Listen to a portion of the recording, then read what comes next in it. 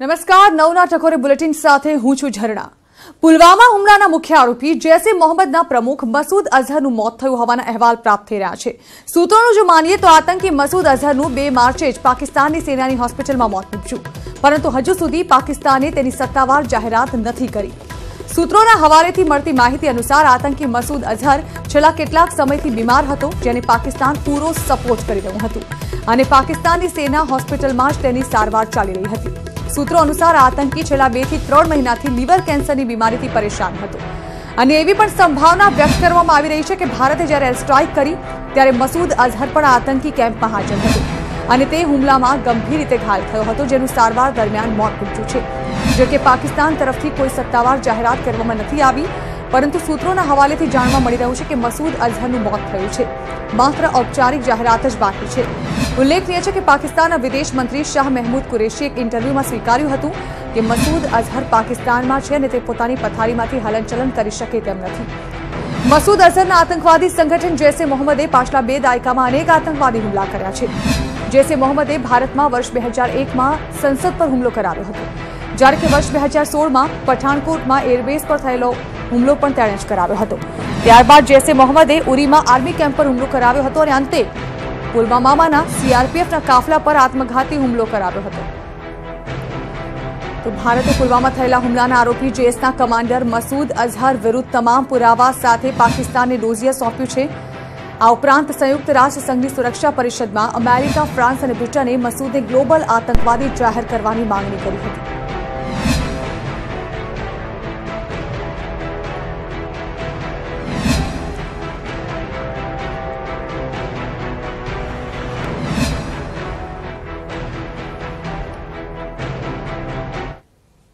તો જૈશ એ મોહમ્મદ અને આતંકી મસૂદ અઝહરનું સત્ય તો એ છે કે 14મી ફેબ્રુઆરીએ પુલવામામાં સીઆરપીએફ કાફલા પર હુમલો થયો અને તેના થોડા દિવસ પહેલા જ 5 ફેબ્રુઆરીએ જ્યારે જૈશ એ મોહમ્મદે પાકિસ્તાનના કરાંચી શહેરમાં એક મોટી રેલી કરી હતી અને આ રેલી બાદ જ ભારતને હચમચાવતી આ ઘટના ઘટી। મસૂદ અઝહરનો નાનો ભાઈ આ રેલીમાં હાજર હતો। આતંકી અબ્દુલ રઉફ અસગર તેણે ત્યાંથી જ ભારતને હચમચાવવાનું એલાન કર્યું હતું। આ કોઈ પહેલી વાત નથી કે તેઓએ હુમલો કર્યો હોય। પુલવામા હુમલા પહેલા ઉરી, પઠાણકોટ અને સંસદમાં પણ જૈશે આતંકી મનસૂબાને સાકાર કર્યા છે।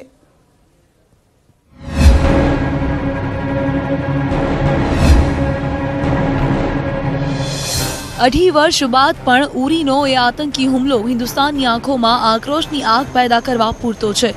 તે કાયરતાભર્યા હુમલાએ હિન્દુસ્તાનને હચમચાવી દીધું હતું અને એ ગૂંજ ઉઠી કે ક્યાં સુધી હિન્દુસ્તાન પોતાના જવાનોનું બલિદાન આમ આપતું રહેશે।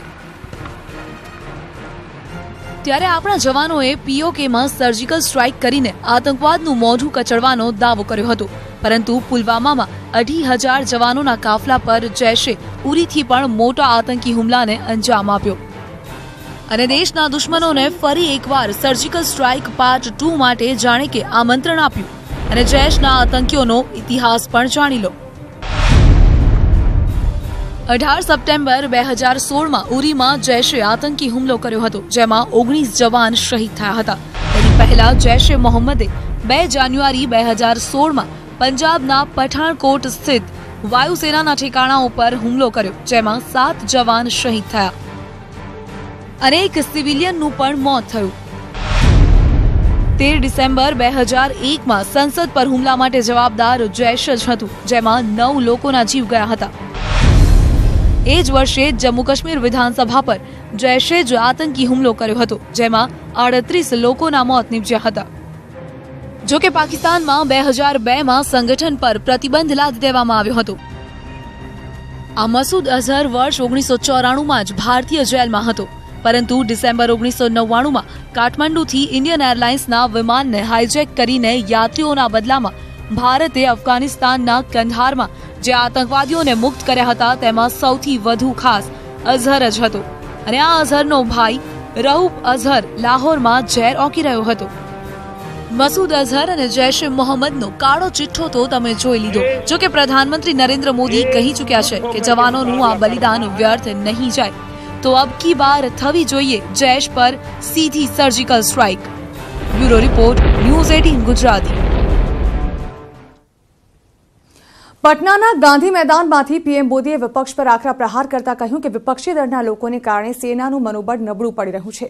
કોંગ્રેસ અને તેમના સહયોગીઓ એવી વાત કરે છે જેનાથી પાકિસ્તાનમાં તાળીઓ પડે છે, જ્યારે કે તેમણે આતંકી ફેક્ટરી વિરુદ્ધ એક સૂરમાં વાત કરવાની જરૂર હતી।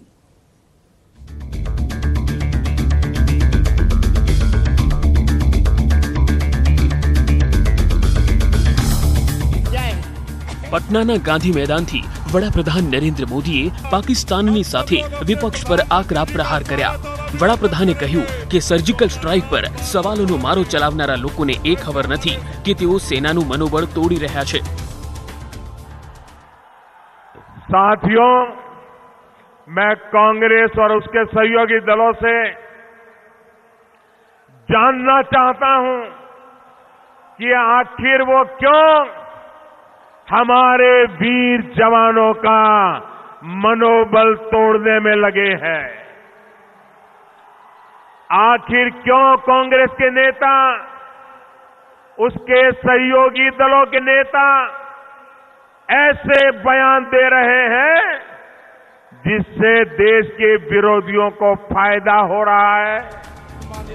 આ સાથે જ મોદીએ એર સ્ટ્રાઇકનો ઉલ્લેખ કરતા જણાવ્યું કે કોંગ્રેસ અને તેમના સહયોગી દળો આ અવસર ઉપર એવી વાતો કરી રહ્યા છે જેના પર પાકિસ્તાનમાં તાળીઓ પડે છે।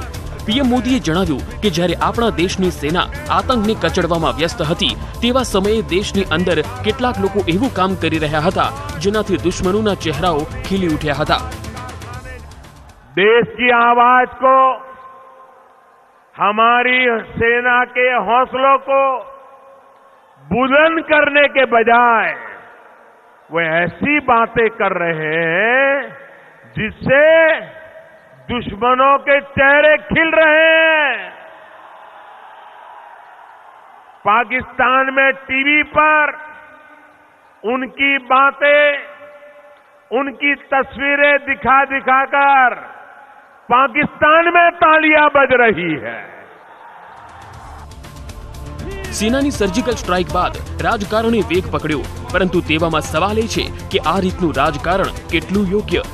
Bureau report, news 18 Gujarati. તો આ તરફ 2 દિવસીય ગુજરાતની મુલાકાતે આવેલા ભાજપના રાષ્ટ્રીય અધ્યક્ષ અમિત શાહે પણ સુરતમાં હુંકાર કર્યો। તેલી ઘાંચી સમાજના રાષ્ટ્રીય સંમેલનને સંબોધતા અમિત શાહે વિરોધી દળો પર આકરા પ્રહારો કર્યા। શાહે કહ્યું કે વડાપ્રધાનનો આતંકવાદ સામે લડવાનો ઉત્સાહ અતુલ્ય છે। માત્ર 2 જ દિવસમાં આપણા જવાનને પાકિસ્તાનમાંથી મુક્તિ કરાવી, તેમણે એર સ્ટ્રાઇક કરી મોટી સંખ્યામાં આતંકવાદીઓને મોતને ઘાટ ઉતાર્યા છે। વિપક્ષ પર પ્રહાર કરતા અમિત શાહે કહ્યું કે મમતા પુરાવા માંગે છે અને રાહુલ રાજકીય રમત રમે છે।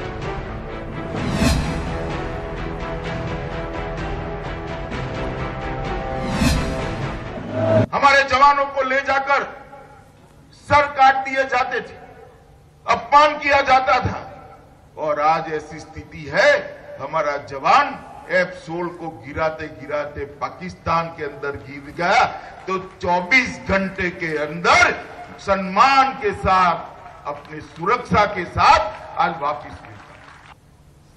ममता जी कह रही है, क्या सबूत है? राहुल बाबा कह रहे राजनीतिकरण हो रहा है, अखिलेश कह रहे हैं इसकी जांच होनी चाहिए। अरे शर्म करो, आपके स्टेटमेंट से पाकिस्तान के चेहरे पर हंसी आई है, हंसी। તો સભા બાદ અમિત શાહ અમદાવાદના જીએમડીસી હોલ ખાતે જૈન ઇન્ટરનેશનલ ટ્રેડ ઓર્ગેનાઇઝેશનના કાર્યક્રમમાં પહોંચ્યા, જ્યાં તેમણે શહીદોને શ્રદ્ધાંજલિ આપી તેમજ જીટો દ્વારા શહીદ પરિવારો માટે એકત્ર કરાયેલું 3 કરોડનું ફંડ શાહે સીઆરપીએફને સોંપ્યું। શાહે શહીદ જવાનોના પરિવારને મદદ માટે જીટોનો આભાર માન્યો। સાથે જ સેના પર સવાલ ઉઠાવનારાઓ પાકિસ્તાનને મદદ કરે છે તેવું પણ જણાવ્યું। જે લોકો પુરાવા માંગે છે એ લોકો પાકિસ્તાનને મદદ કરવાનું કામ કરી રહ્યા છે, એની હિંમત વધારવાનું કામ। ક્રિકેટર રવિન્દ્ર જાડેજાના પત્ની રીવાબાએ રાજકારણમાં પ્રવેશ કર્યો। રીવાબા જાડેજા ભાજપમાં જોડાયા। જામનગર ખાતે કૃષિ મંત્રી આરસી ફળદુએ ખેસ પહેરાવી રીવાબાનું સ્વાગત કર્યું હતું। ભાજપના સાંસદ અને ધારાસભ્યોની હાજરીમાં રીવાબાએ કેસરીયો ખેસ ધારણ કર્યો હતો।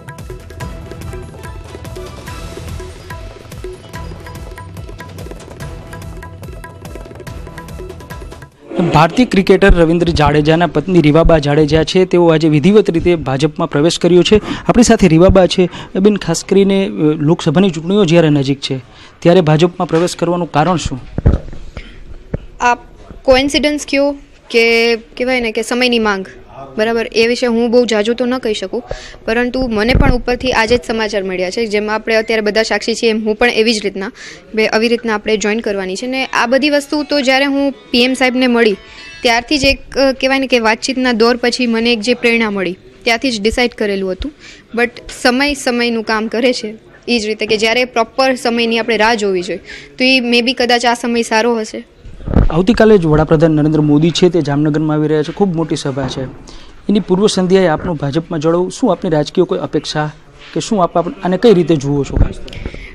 હું બહુ સ્ટ્રેટ ફોરવર્ડ તમને આનો આન્સર આપીશ કે પાર્ટી અને આપણા જે માનનીય વડાપ્રધાન શ્રી છે એમની અપેક્ષા, એમનું વિઝન અને પાર્ટીનું વિઝન, જે લોકો જે પ્રમાણે ડિઝાયર રાખે છે મારી પાસે પર્ટિક્યુલર મારી પાસેથી, તો એ ફળીભૂત હું મારા લેવલે કઈ સુધી કરી શકું અને મારાથી બનતી સમાજ સેવા અને મારાથી એક આઇકન રૂપે હું કેવી રીતના એ પ્રસ્થાપિત કરી શકું. મારું ગોલ અત્યારે એ જ છે.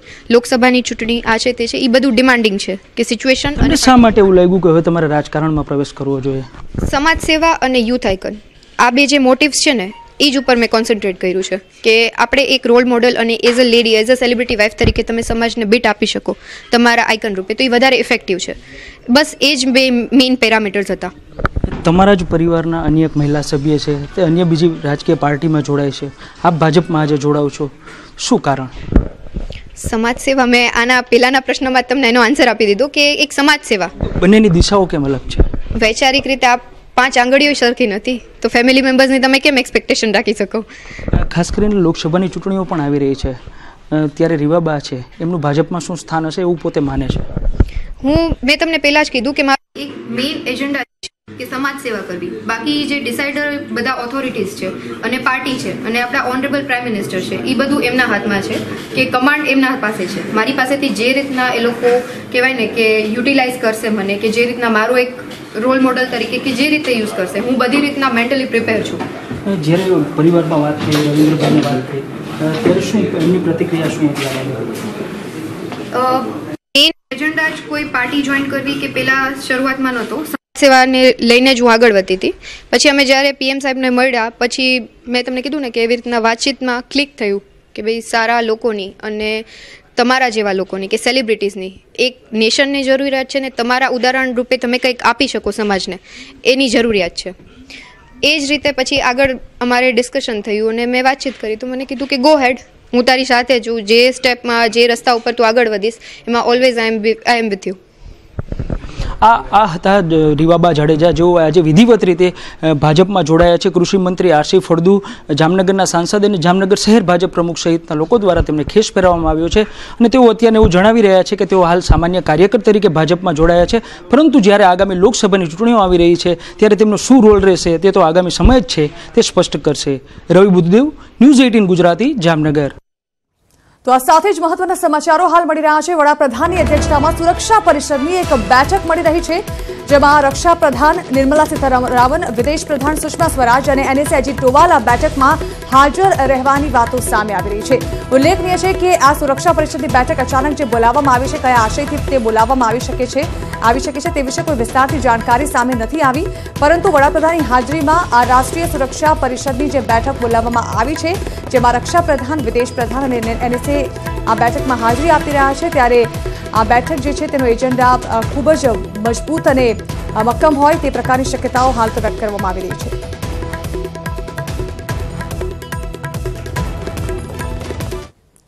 અન્ય સમાચારો. પંચમહાલના ગોધરાના ધારાસભ્ય CK રાવલજીએ જિલ્લાના મામલતદારોને સલાહ આપી.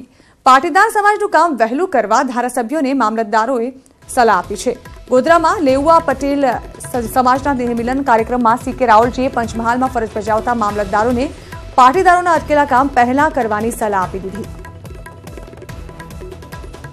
બે મામલતદાર તમારા સમાજમાંથી છે, તો બે મામલતદારોને હું વિનંતી કરું છું કે સમાજની લાગણી કે કોઈ પટેલ સમાજનો માણસ અને એનું જો કોઈ ફાઇલ અટકી જાય તો એ વહેલી તકે એની ફાઇલ ક્લિયર કરવાનો પ્રયત્ન કરજો, કારણ કે સમાજ પટેલ સમાજની અંદર તમે જન્મ્યા છો, સમાજનું ઋણ પહેલું.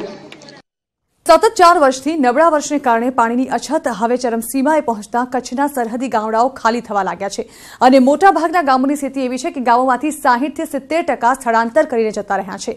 ત્યારે ન્યૂઝ 18 ગુજરાતીએ કચ્છ સરહદના ગ્રામ્ય વિસ્તારોની મુલાકાત લીધી ત્યારે અનેક ચોંકાવનારી વાતો બહાર આવી હતી. ચાલુ વર્ષે અછત અને દુષ્કાળની સ્થિતિ વચ્ચે કચ્છના જે ગામડાઓ છે તે વેરાન અને ઉજ્જડ બની ગયા છે. હાલ આપણે આવ્યા છીએ ગોડપર ગામે. હું દ્રશ્યો બતાવવા માંગીશ આપને કે જે આ ગોડપર ગામ છે તેમાં કેટલાક માલધારીઓ છે તે હિજરત કરી અને ચાલ્યા ગયા છે. ગોડપર ગામની જો વાત કરીએ તો 110 જેટલા ઘર આવેલા છે ગોડપર ગામમાં, જે હાલ અત્યારે 60 જેટલા જે માલધારીઓ છે તે પોતાના ઘર બંધ કરી અને હિજરત કરી અને ચાલ્યા ગયા છે. જે ગામમાં બચ્યા છે લોકો તેઓ માંગ કરી રહ્યા છે કે વહેલી તકે સરકાર દ્વારા ઘાસ અને પાણી પૂરું પાડવામાં આવે, નહીં તો જેટલા બચ્યા છે તે પણ ગામ લોકો હિજરત કરી અને ચાલ્યા જશે.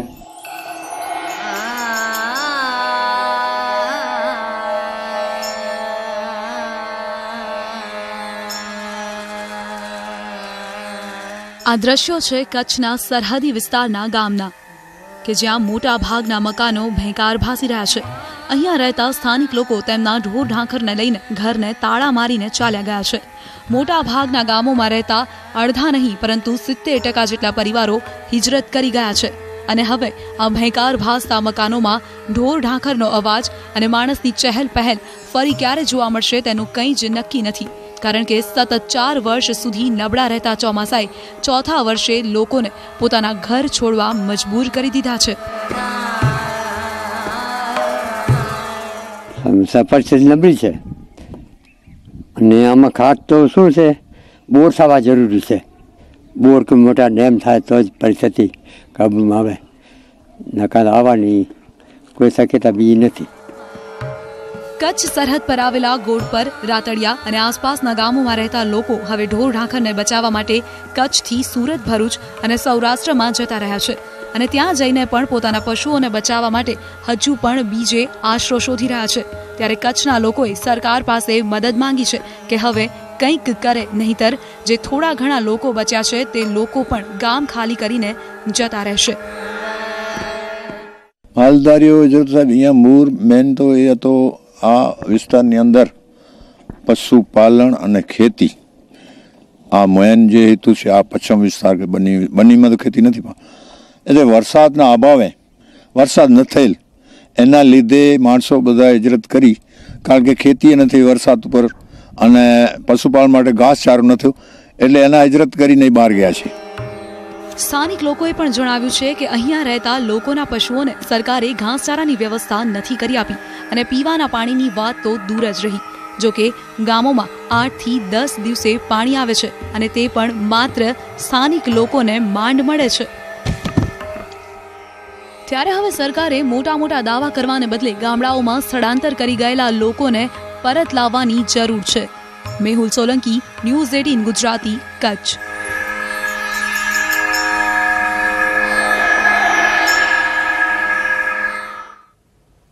કચ્છ સરહદની આસપાસના ગામડાઓની સ્થિતિ દિવસે ને દિવસે દયનીય બની રહી છે અને હાલની જે સ્થિતિ છે તે જોતા હવે સ્થાનિક લોકોને પણ પીવાના પાણીનો પ્રશ્ન ઉપસ્થિત થવાની શક્યતા પૂરેપૂરી છે.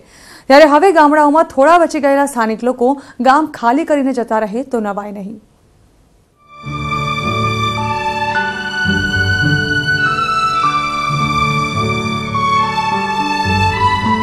કચ્છના સરહદના ગામડાઓમાં એક સમયે ચહેલ પહેલ જોવા મળતી હતી અને પ્રતિદિન હજારો લીટર દૂધ આ ગામડાઓમાંથી ડેરીઓમાં જતું હતું. પરંતુ દુષ્કાળના કારણે ગામો વેરાન બન્યા છે અને અહીંયા રહેતા લોકો પણ સતત દુઃખ અનુભવી રહ્યા છે. ગોડપર ગામમાં 8 દિવસે એકવાર પાણી આવે છે અને ઉનાળામાં કદાચ 15 દિવસે કે 1 મહિને એકવાર પાણી આવે તેવી સ્થિતિ પણ બની શકે તેમ છે. આજે 10 વર્ષ થયા, એની અંદર 60 થી 70 ઘરો બહાર નીકળી ગયા છે ધંધાપુર. પછી હવે હું પોતાના મકાન કે ઓ કે અત્યારે ગામની અંદર 100-100ની ઘરની વસ્તી છે, 60 ઘર બહાર નીકળી ગયા છે, 40 ઘર અત્યારે ગામમાં છે. રાજ્ય સરકારે દાવો કર્યો હતો કે કચ્છમાં દરેક ગામોમાં પૂરતો ઘાસચારો પહોંચતો કર્યો છે અને પાણીની વ્યવસ્થા પણ કરી છે. પરંતુ ખરેખર કાગળ પર મોટી વાતો કરતી રાજ્ય સરકારના દાવા પોકળ સાબિત થયા છે. ત્યારે હાલ જે પરિસ્થિતિ છે તે જોતા ઉનાળામાં ગામડાઓ સાવ ખાલી થઈ જાય તેવું બને તો નવાય નહીં. મેહુલ સોલંકી, ન્યૂઝ 18 ગુજરાતી, કચ્છ। તો બુલેટિનમાં અત્યારે બસ આટલું જ। વધુ સમાચાર માટે આપ જોતા રહો ન્યૂઝ 18 ગુજરાતી। નમસ્કાર।